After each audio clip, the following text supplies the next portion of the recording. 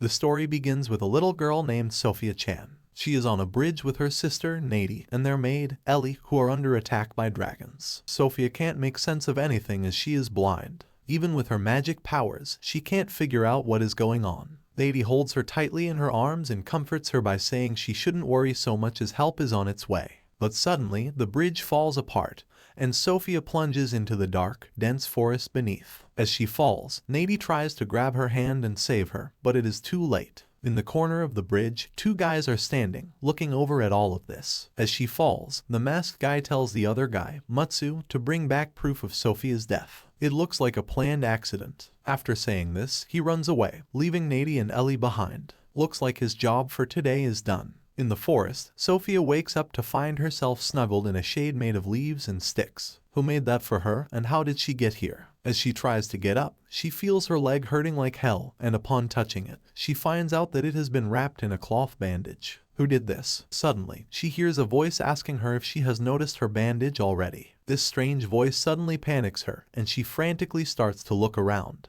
Who could this be? Sophia can see by using her magic powers, but they only allow her to see the outlines of the objects in front of her. As she uses her magic, she sees the shape of a wolf in front of her. What does this mean? Has she been talking to a wolf this whole time? Sophia is shocked and confused. The wolf asks her if she can see him by using mana. He then introduces himself as a wind wolf, Garu. He then tells Sophia that he is able to save her by fate. Hearing this, Sophia is kind of scared. What is this wolf talking about? Garu tells her that humans refer to him as a sacred beast, though he is simply a wolf that has lived a long life. Sacred beast. Is he really a sacred beast from legends and fairy tales? Is this the start of Beauty and the Beast? Sophia is shocked to find this out as she remembers that Nady tells her that sacred beasts have rarely ever shown themselves. She has been saved by someone this inconceivable. She tries to thank him but can't help but stutter. Garu looks at her and says that she doesn't have to be so scared of him. She can just call him Garu. Sophia calms herself down and thanks him for saving her life. Garu nods and says that he is very surprised when she falls from the sky.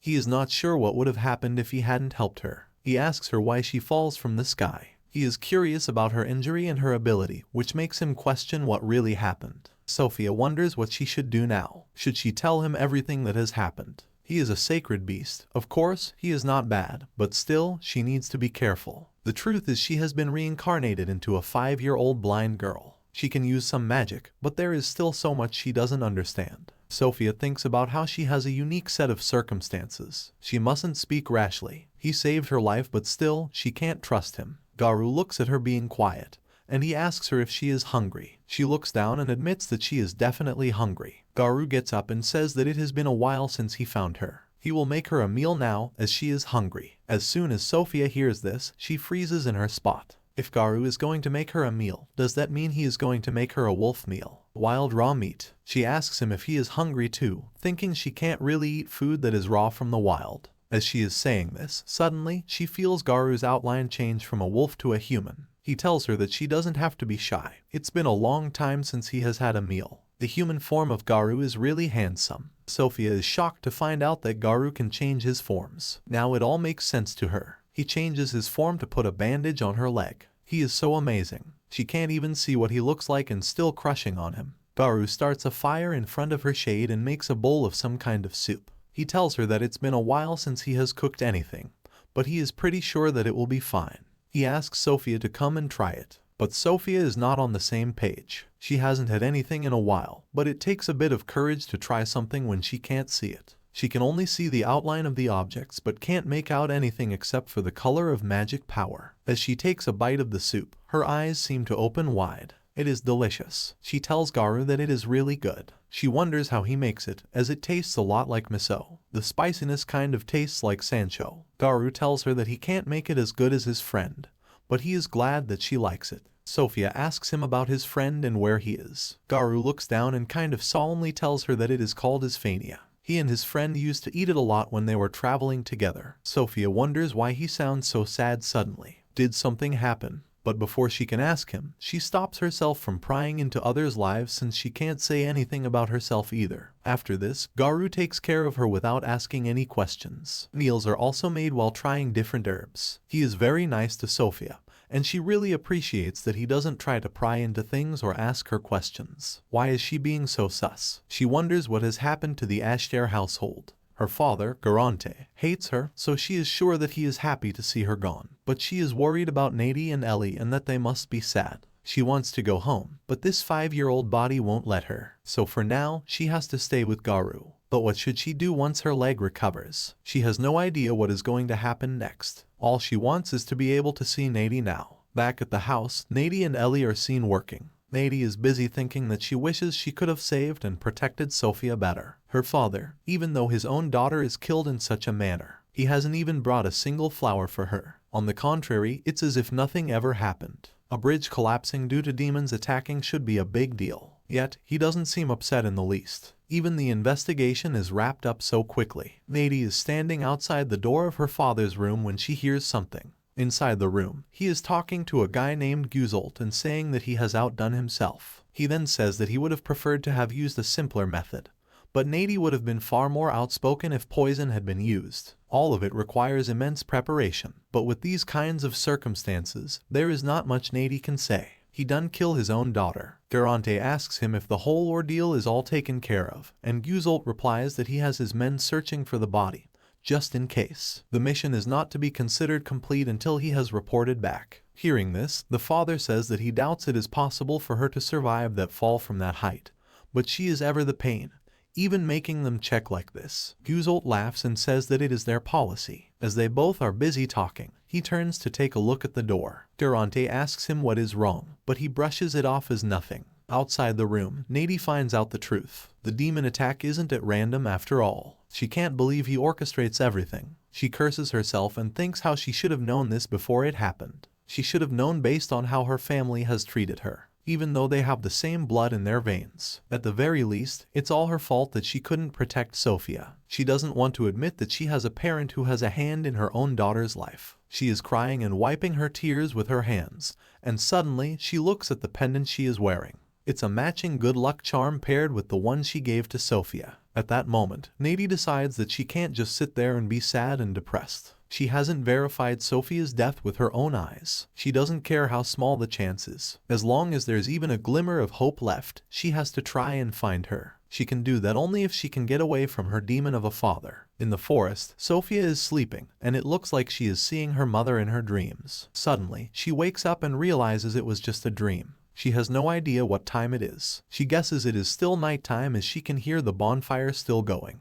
She can't see anything else, so she uses her magic to look around. This results in her finding a wolf-like outline in front of her. This startles her, and she starts to cry for her mommy. Garu sees this and tries to calm her down by telling her that he is her friend, Garu, who saves her earlier. Sophia wipes her tears and asks him why he looks like this. She almost has a heart attack. Garu sits down and tells her the truth. He can't maintain the appearance of his human form, as it consumes a great amount of mana. Hearing this, Sophia is really confused. Garu then tells her that this demi-human form consumes considerably less mana, so he generally uses this form at night. Sophia asks him if this form is easier. Why doesn't he use this form more often? Garu looks at her and asks her if she feels more comfortable with his human form. That is why he intends to continue using his human form for her as much as he can. Oh, to have a guy like Garu is a dream of every girl. Hearing this, Sophia is really touched, and she starts to feel bad for him. He has been using his human form all this time, all so that she can feel at ease. He is doing all that for her. She looks at Garu and apologizes to him, saying that she is sorry and she wants to thank him for helping her and taking care of her so much. She is ashamed of herself for not trusting him till now. She then asks him if he would like to listen to her story about what has happened to her till now. Garu asks her to tell him everything and says that now it is time to trust each other. Sophia tells him that the Ashtar house is one of the greatest nobles within the Kingdom of Eyes. She is the youngest child of the family of a concubine, a well-known, prestigious family that has been known to produce powerful water mages. Since she is blind, she never has a chance to be cherished by such a distinguished family. Her own father largely ignores her, leaving her to grow up in a corner of a vast mansion. Sophia is full of daddy issues. There are only two people who ever give her even the least amount of love, the maid Ellie and then Nady. To sense the mana of living things with magical sight and sense objects by releasing mana and having it reflected with spatial comprehension. The first thing she learns when she becomes blind is how to see things using magic. She manages to figure out the color of mana and, at the very least, the shape of objects. While she is still blind, these abilities help her greatly. Nady has a dark blue mana because she is an adept water mage, while her mana is green for the wind attribute. While she is in a prestigious water family, she takes after her mother's side, which is another reason she is disliked by her family. She is able to enjoy her life to a certain extent without being overly pessimistic, but only because those two are always by her side. Nady teaches her how to use magic and even brushes her hair. It is a somewhat peaceful life until that day comes. Suddenly, her brother enters the room and tries to attack Sophia. She tries blocking his magic with her half-baked measures, but Ellie gets in front of her to protect her. He tries to attack her again, but this time, Nady comes from behind and stops him in his tracks. Nady attacks him and takes him down before he gets to Sophia. She then hugs Sophia tightly and asks Ellie if any of them are hurt. Ellie asks why Reed even comes here. Nady looks at her while comforting Sophia and tells her that it looks like he is dissatisfied with Garante's decision.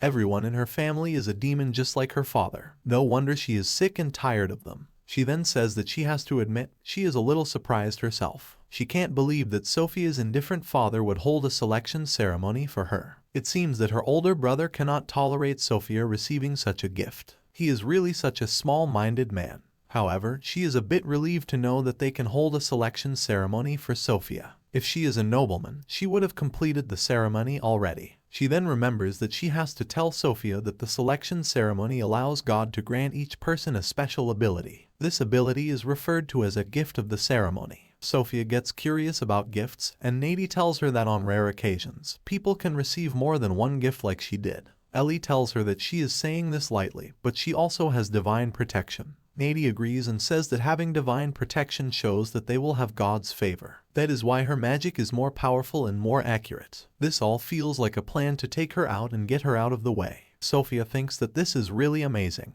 Not only will she get 2 gifts, but also divine protection from God. She excitedly hugs Nady and thanks her. After that day, the day of her accident comes. She is set to head for the royal capital at a later date. Thus, by the decision of her father, Garante, she is permitted to undergo the ceremony. She is looking around to identify her father in the crowd. He has a bad aura. That is all she can see. She has had a bad feeling since then. It's like she can feel it. She is scared. As Sophia is telling all this to Garu, he notices how sad she looks. He stops her and tells her that if it is so hard to talk about, she doesn't have to tell him at all. Sophia says that it is all right now and that she can trust him. She tells him that after that, they all leave together. The journey goes smoothly out of Itasa, a large inn town. In the carriage, she asks Nady where they are going. She tells her that they are in the dark green valley. Since it is so deep, they will be using a bridge to cross it. It is always crowded too since it is the only bridge that crosses from the Kingdom of Eyes. They will just have to wait and see how long it takes to cross over. She then gives Sophia a magic potion to drink when she runs out of mana and proceeds to put it in her pouch. She then gifts her a necklace with a beautiful charm pendant. Sophia can see the pendant's color. It is a magical tool that accumulates the user's mana. Only Nady is the normal person in this family. Nady tells her that if anything goes wrong,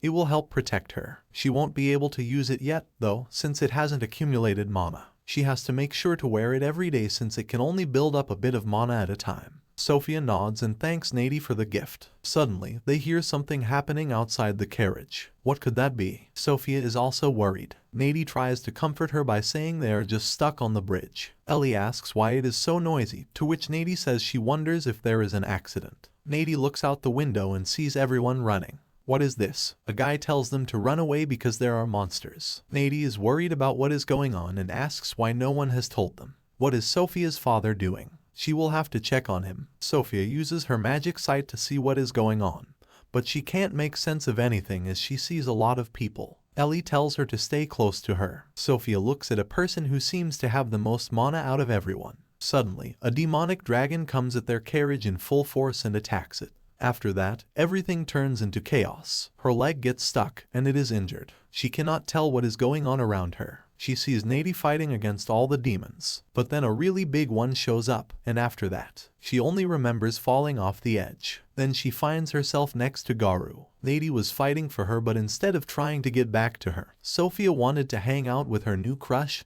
Garu. Garu listens to all of this and sighs at the end. He gets up and pets Sophia on her tiny head, saying he had thought there was a reason, but to think that she has to go through such tragedies at such a young age.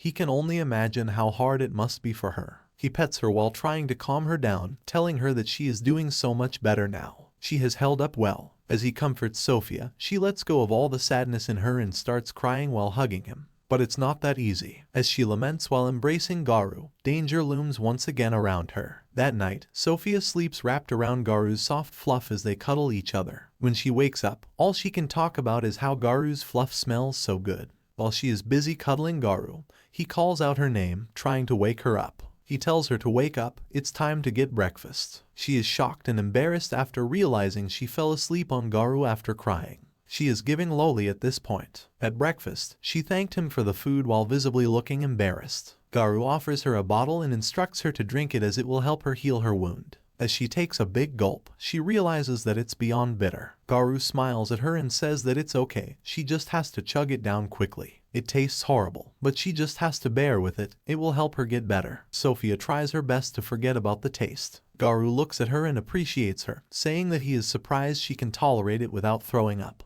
He then offers her a small ball of some sort and tells her to eat it. Sophia runs away at the sight of this ball and says that there is no way she is going to eat another one.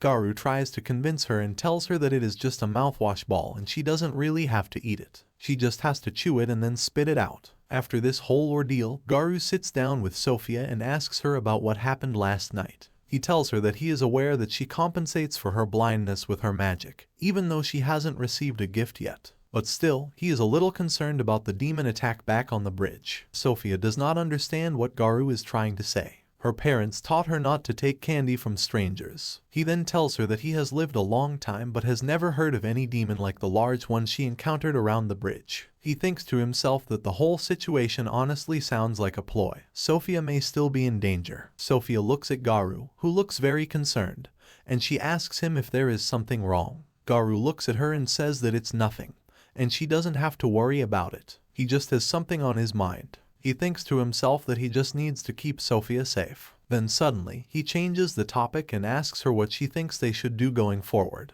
He tells her that he is not sure what they should do, so she should suggest something to him. Sophia thinks that she is limited in what she can do. She hates to ask Garu for help with such a small body, but she desperately needs it. She then joins her hands and practically begs Garu, saying she wants to go to Nady. She asks him if he is going to help her. Seeing her beg like this, Garu has no choice but to agree. He tells her that he is going to help her for sure. She has manipulated him into submission. He then tells her that if that is the case, they will have to leave as soon as they are ready. They have to head out of this vast forest first. There is a neighboring kingdom about 3 or 4 days north of here. There is a road that connects the valley to Chijo, with an inn base there. That is where they will head first. Her leg can be healed once they get over there. Sophia looks at her injured leg and tells him that some potions were used on it as first aid. It must have been a very serious wound. It is still not completely healed yet. Garu tells her that he wishes he had a potion on him, but unfortunately those are pretty rare. She asks him if they are really so rare. Garu tells her that it requires a gift to refine potions to make them, such as alchemy. Sophia tells him that she has some mana potions. The ones Nady gave her are still in her pouch. Garu is really happy to hear this and says that it is an even better magic potion. They both peek into her pouch and meet the heartbreaking news of only one potion being left. Garu says that perhaps the impact from falling must have broken them. Sophia is kind of sad about this, but she is still relieved that she hasn't run out of mana. But this last one is from Nady. She will save the last one for now. Garu asks her if she is ready. She nods at him and asks him why he is still in his human form. Of course, the plot. He tells her that he is full of mana right now, so he can maintain human form. She doesn't have to worry about him. He will probably change back to his demi-human form later if that is okay with her. He does appreciate all of her concern, though. Sophia smiles and nods at him while holding a stick, trying to get up and walk. As she takes her first step, her injured leg makes a cracking sound. She thinks to herself that this must be harder on her leg than she thought it would be. A staff can only help her so much. She apologizes to Garu and says that she feels guilty that she can't walk that fast. Hearing her, Garu picks her up in his arms and asks her what she is saying. He never intended for her to be blindly walking by herself like this. He tells her that he will be her hands and feet. Sophia can't help but be moved by his response. He is being so kind. Is it because he is a sacred beast? She holds his face and asks him why he is always so kind to her. Garu asks her if he is kind. He then tells her that he didn't necessarily mean to be, but she is right. She is a child that is meant to be protected. But that may not be it. The truth is, her face and silver hair. She somewhat resembles his old friend Isphania, so he got a crush on her too. This is really weird. Sophia asks him if that is the same friend he mentioned over their meal. He tells her that he initially saved her because he thought she was his friend Isphania. But there is quite a resemblance, so being kind doesn't really describe him. Sophia looks at him and says that it is not true, though. It may have started that way, but she can tell from the way he has been treating her. She still thinks Garu is very kind. As they both get busy chatting, Garu starts to walk out of the forest. But they are not alone. Up on a tree branch, Guzolt is standing and spying on her. He can't believe that she survived that disaster. How can she have such insanely good luck? The target is still alive. Did this guy save her? He doesn't want to do this, but he doesn't have any choice left. He pulls out a dagger and looks at it. Is he going to attack her? Garu is walking with Sophia in his arms. He suddenly stops in the middle and puts down little Sophia. She asks him what is wrong, but Garu looks distracted. He is constantly looking behind him at the forest. Her assassin is also a loser. He asks her how she told him that her sister taught her defensive magic. He then tells her to use it when he signals her. Sophia is confused and asks him why he is asking her this out of the blue. He doesn't reply and just pushes her behind him. Suddenly, from a tree, a dagger comes flying at them. Garu dodges it, and now Sophia is scared. What was that sound? It was like the clashing of metal. Was something thrown over here? She couldn't sense it, even with both magic sight and spatial comprehension. It was way too fast. If it wasn't for Garu, that would have hit her. Suddenly, Garu screams and signals her to use her defense magic. Sophia is lost and confused, but she trusts Garu completely and does as he says. She uses wind chain armor and a tornado forms around her. Suddenly, she sees the outline of a guy. Who even is this? How will they deal with this sudden encounter? The attacker is thinking, how can a young girl like Sophia, who hasn't even received her gift yet, already use this kind of magic? To be so powerful that your enemy is surprised is a power move in itself. He has never heard of such a powerful girl. He needs to withdraw and report back immediately. As he stands in front of them, Garu takes out his sword and swings it at him. Everything is happening so fast that Sophia can't make sense of what is going on. This is scary for her. All the while, Garu is running at him with full force, wielding his huge sword. As he is about to be attacked by Garu, the guy barely manages to escape. Sophia asks Garu if he is okay. What is going on? Did he manage to get him? Garu tells her that he is okay, but the guy manages to escape. He then tells her not to worry about it, as he won't be coming back because of the injuries he caused. She asks him who it was. Garu wonders, based on his appearance, he was likely involved with the black market. He would rather not give Sophia any reason to start having unnecessary anxiety. They will just have to see how things go from now on. He knew deep down that telling her would only make her more annoying to bear with. He tells Sophia that it looked like he was likely a traveling brigand. Sophia wonders if he was really just a bandit. It felt like he was aiming for her. But suddenly, Garu turns into his demi-human form and tells her that they need to leave this valley for now. He then tells her to ride on his back. Sophia gets on top of him and holds onto his fur while he runs at full speed. At the mansion, Ellie is missing Sophia a lot and is tearing up. She has always taken care of her along with Nady. Since she lost her own family early in life, these two have always been special to her. Ellie thinks about how Sophia was always her family. She can't believe what has happened to her. She calls out Sophia's name and cries while cleaning the room. Another maid comes into the room and asks her how long this is going to take. She then tells her to just get it over with and leave. In Reed's room, Ellie wipes the floor and picks up the broken pieces of a teacup. He had smashed it on the floor, saying the tea was horrible. Ellie apologizes to him and says that she will go brew him some more shortly. Suddenly, his father walks into the room and asks him what he did. He tells him that Ellie broke his teacup purposefully. Reed is the shittiest person out of all of them. He is jealous of a 5-year-old blind girl. His father looks at Ellie and asks if this is the maid who looked after that girl. He then says that Nady has spoiled her to the extent that she is no longer capable of even serving. He calls her useless and tells her to clear out her room swiftly and empty it.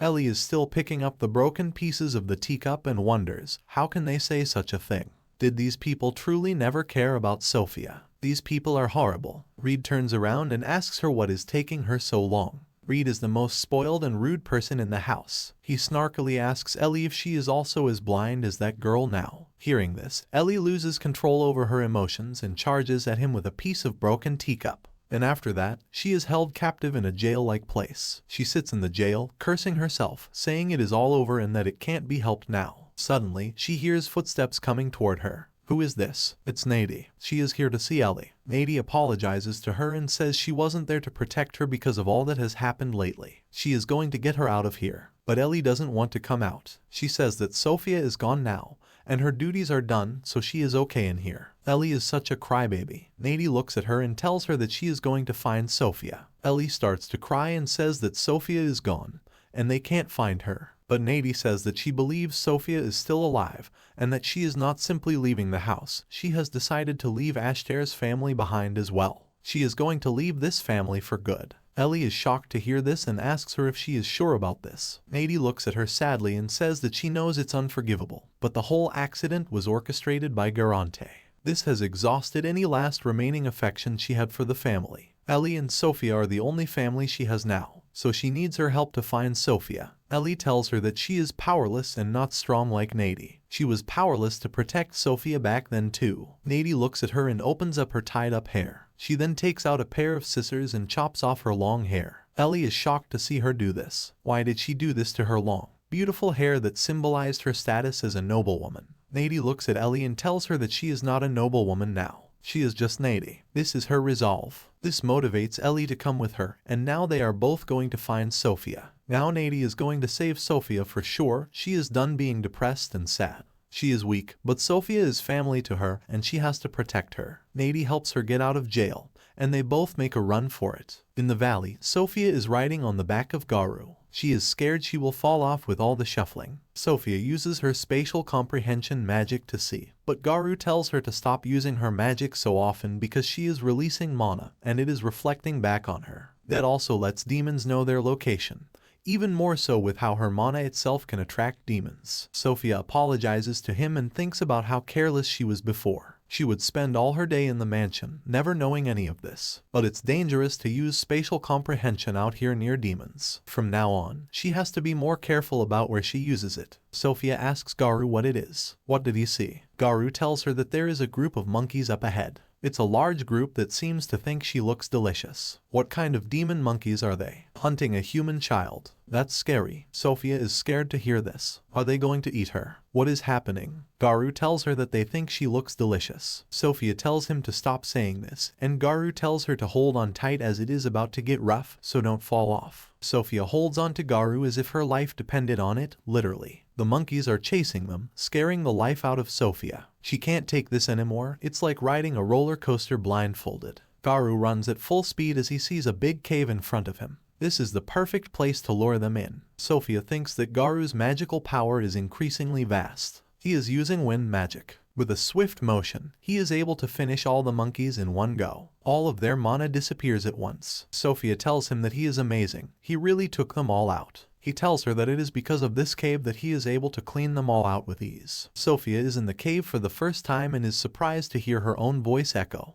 Garu tells her that she was really holding on tightly to him. She must be really tired now, and they should rest here. She thinks to herself how close of a call this was. A 5-year-old body has its limits. Sophia finds a spot in the cave and tells him she is going to take a nap, but Garu tells her to sleep as long as she needs and get proper rest. Garu makes a small fire with some sticks in the cave to keep her warm while she sleeps. Suddenly, she smells something fishy and rusty. Sophia wonders where this is coming from. It's so dark in here, but it seems like Garu is in a very good mood now. Is Garu really that stinky from all the running? Sophia asks him about the smell and where it is coming from. He apologizes to her and tells her that he is making some wild bird for her to eat because it will be nutritious for her. Now she knows where this smell is coming from. She thinks to herself how lucky she is to be blind. She asks him how he is going to cook it while she is completely grossed out. It seems like he doesn't cook very often. She needs to find out how he is planning on cooking it for her own safety. Garu tells her that he was planning on roasting it a bit,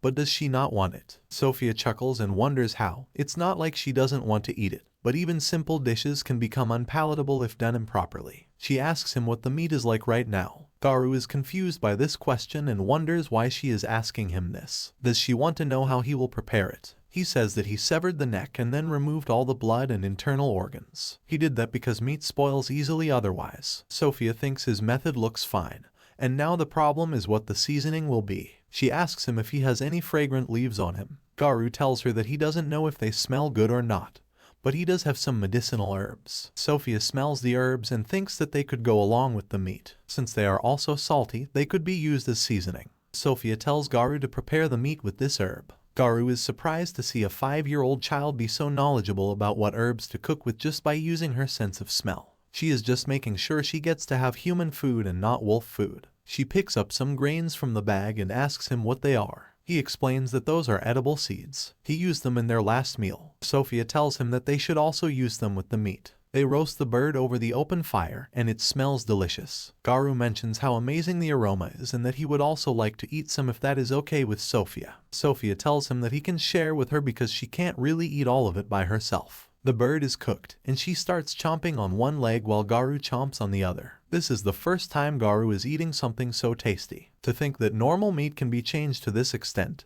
he is in awe. He can't stop but feel delighted. Sophia thinks about how happy Garu looks. She was also protected by him, but doing something nice for him felt really good. She should also eat a lot now and build up her strength. Bonfire, roasted bird, dark cave. That is a very good date if these two are of normal age and species. At the Ashtar mansion, Garante slams both of his fists on the table in full anger. A man comes to tell him that Nady has left her room and is gone. He is furious and says that she repaid his good treatment toward her with betrayal. Come to think of it, it all started when he laid his hands on Sophia's mother, Aria, on a whim that day. At first, she would only somewhat resist. But ever since that thing was born, she totally changed. She slowly began to completely stop speaking to him. As long as Sophia is around, Nady will continue to defy him. Originally, her existence was a stain on their family that wasn't known by the opposing noble families. He has to do something about it. This is why he staged the accident and finally got rid of that nonsense. He thinks about what will happen to his plan to take Nady to the royal palace and strengthen his relationship with the royal family now. The man asks him if he should go and bring her back. Garante asks him if he can really do that or not. And even if they do find her, will she obediently come back or not? Even he knows how badly he treated everyone for them to not want to come back to his $1 million mansion.